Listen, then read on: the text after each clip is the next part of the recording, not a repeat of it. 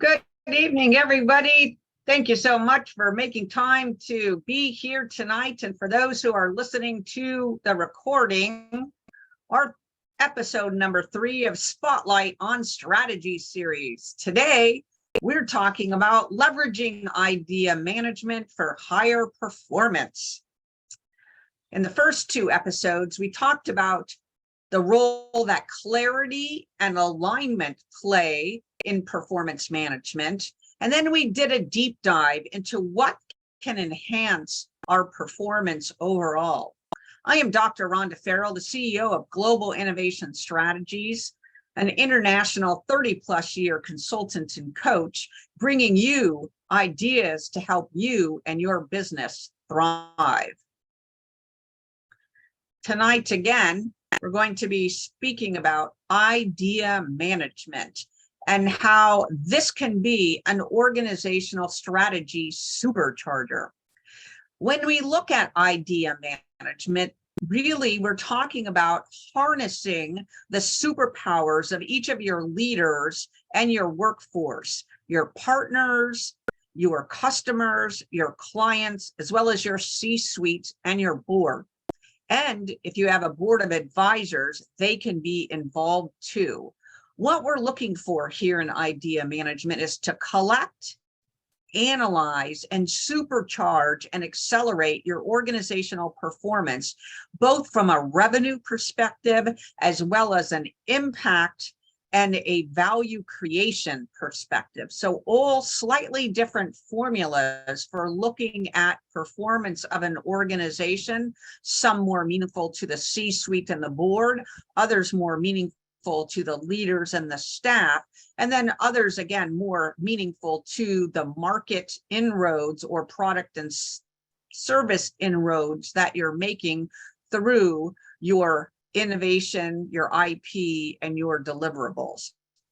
We look at this idea management and how it enhances performance through 2 different lenses. One is the growth, i.e., what is the results and impact we can have on our organizations and out in the ecosystem. And then 2, from a mindset and a culture perspective. So as we're moving the needle with regard to being able to collect, analyze, and harness and utilize the ideas that different portions of our organization are coming up with, we'll be able to create better bottom line revenue targets. We'll be able to cut costs. We'll be able to identify and innovate on new products and services. We'll be able to innovate with regard to new business models.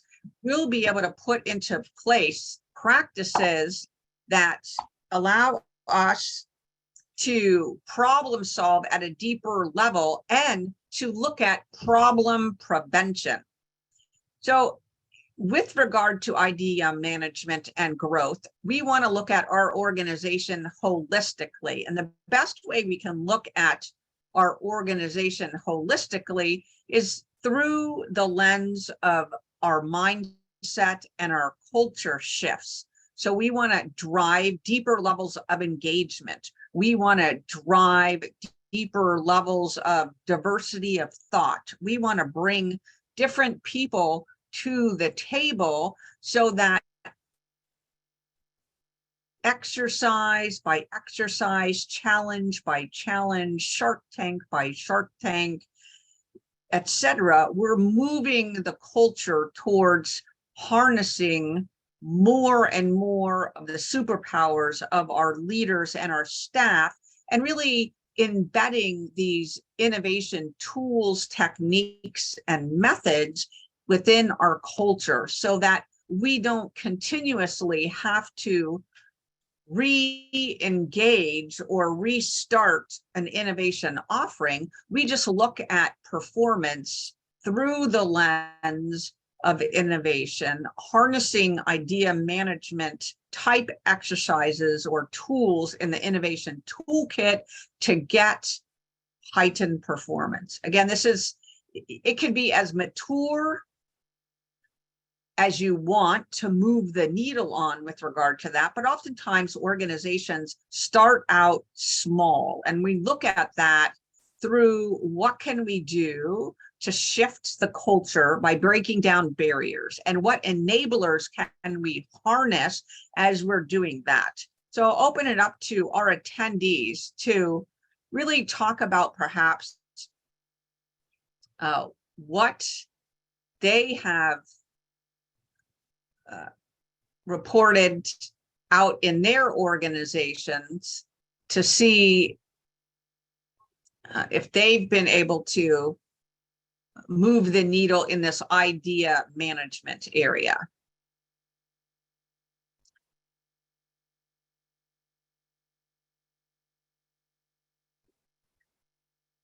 Feel free to put it into the chat as well, and I can translate for the people that are listening to the recording or not on the line at this point in time.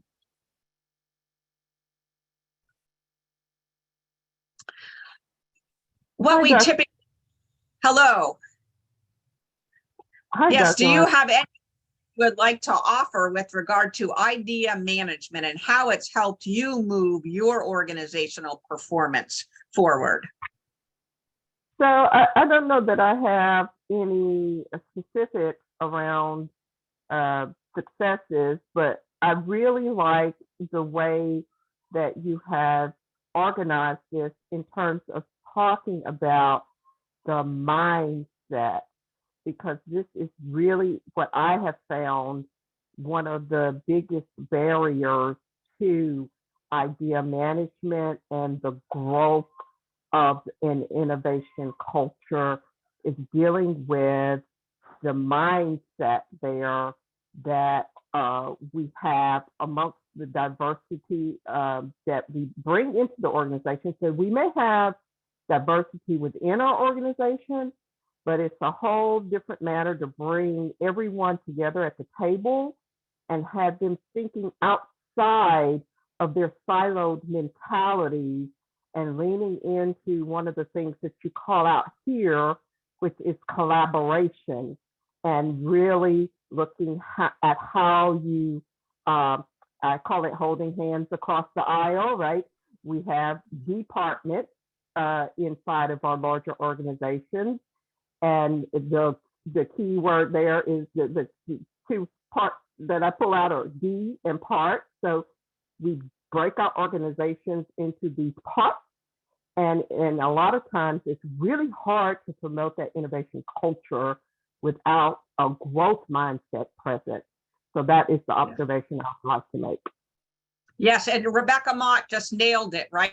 So part of what we do as innovators, part of what we do as leaders, part of what we do as change champions and organizational performance management SMEs and leaders is to really look at where can we break down barriers. And Rebecca really nailed the issue that we're facing. We have these disparate leaders, disparate workforce across multiple functional areas that may or may not approach a problem set or a challenge in the same way. To Rebecca's point about a growth mindset, we're seeing in 21st century thought leadership, really this turnaround from no matter what the size of the organizational challenge is, we're going to change the discussion. We're going to change the mindset. We're going to change the facilitation methods we use to make it a positive challenge and an opportunity so that we create an environment, we create an exercise, we create a facilitated method to enable us to solve this together for the greater good.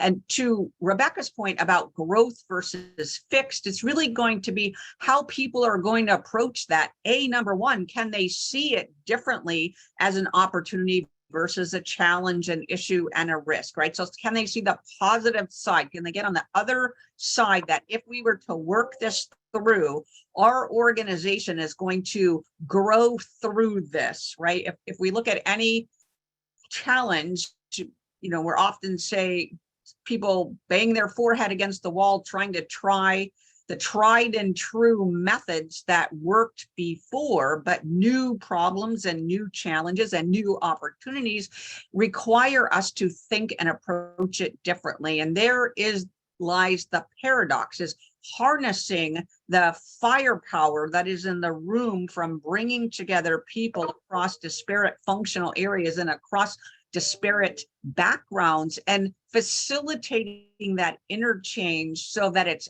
additive.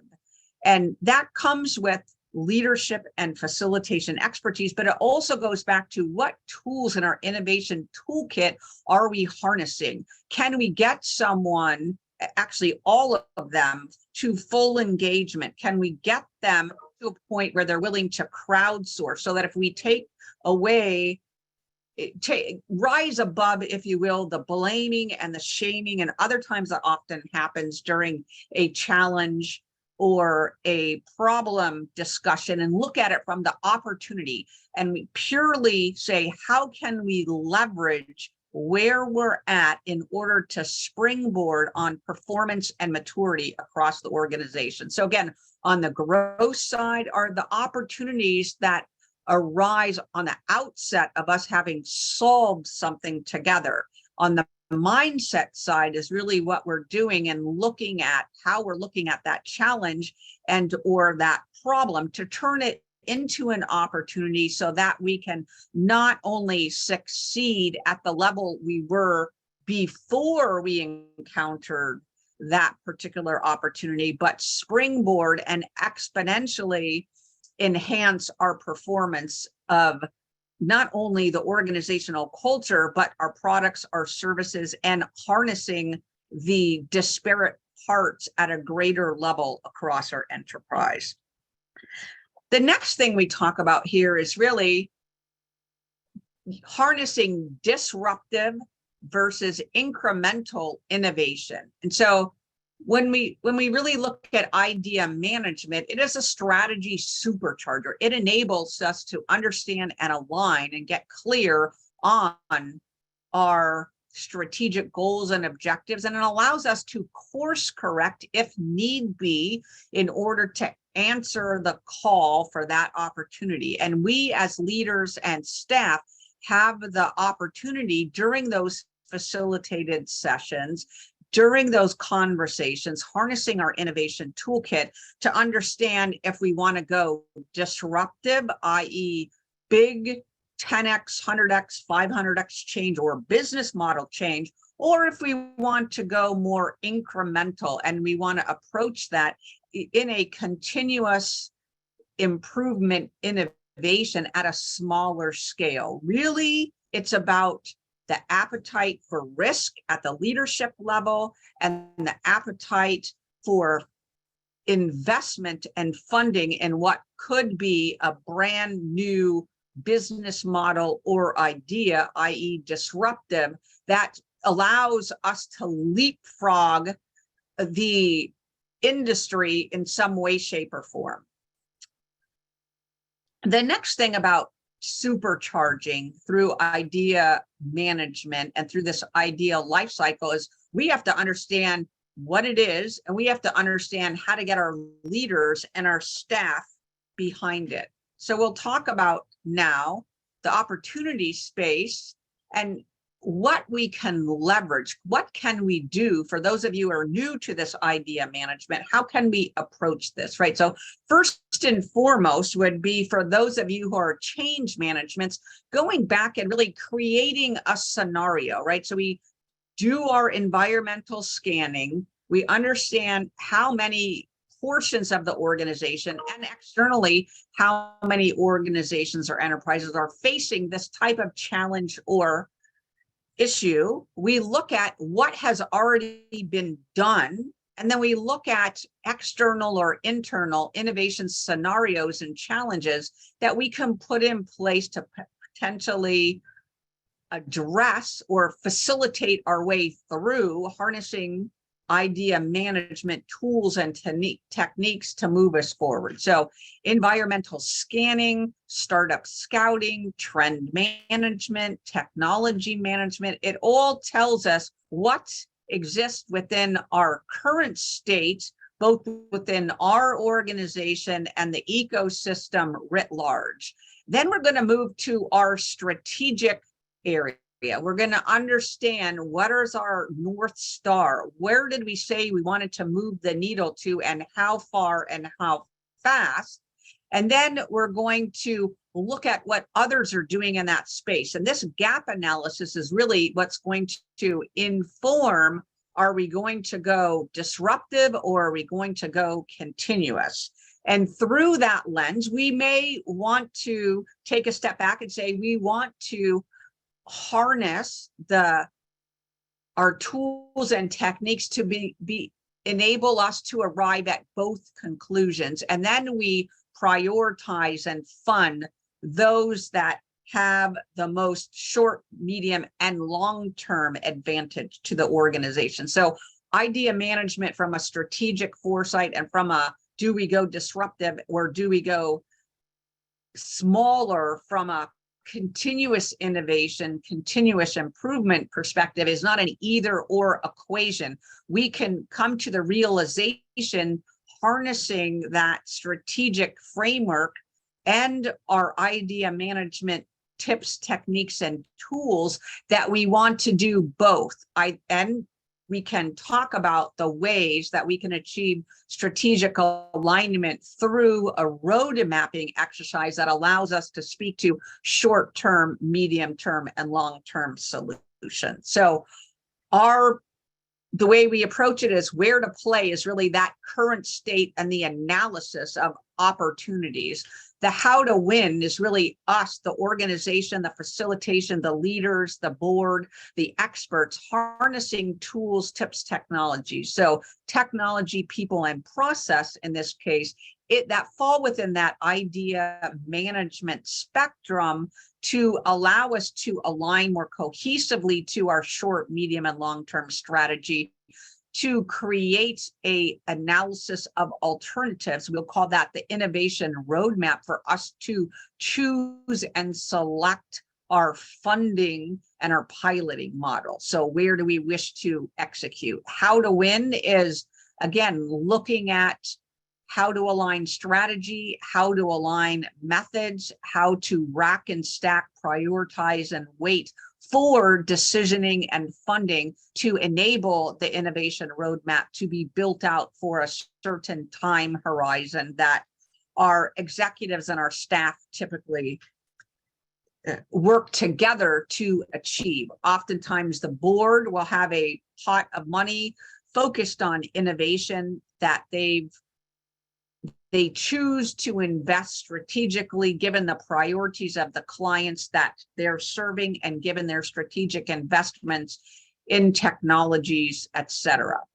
The next thing we need to do with regard to this is really look at it from a holistic aspect. And we want to be constantly examining, scanning, and scouting. You saw in our funnel method in the prior slide that we did environmental scanning, but it's not a one and done type of activity. It's an ongoing activity, so that no sooner are we on to the next stage than in parallel, we're launching a new scanning and scouting process, right? So every time we go through this, we don't have to wait to end. It can be a continuous ideation time cycle where multiple groups apart around an organization are scouting and scanning for different types of innovation, right? We talked about in earlier sessions that we can have some that are more technology oriented, some that are more business model methodology oriented, some that are process oriented, some that are workforce oriented. Not all of the innovations that we implement have to be across all those spectrums at once. We can have a disruptive technology that would then be enabled or bolstered through other innovations that our idea management tools, techniques, and framework identify. And our task as leaders is to sequence them correctly so that we can exploit those and realize those for growth and value over time. So again, performance bolstered through idea management, undergirded through innovation, undergirded again through the mechanisms that we use to continuously practice and put into realization idea management and the outcomes it will serve. I hope that this program and concepts on idea management, how you can better leverage your leaders and your staff and your customers and your partners, have served you tonight. To continue the conversation, we have VIP workshops, coaching, and consulting. Please feel free to book a consult today at www.gblinnovstratllc.com.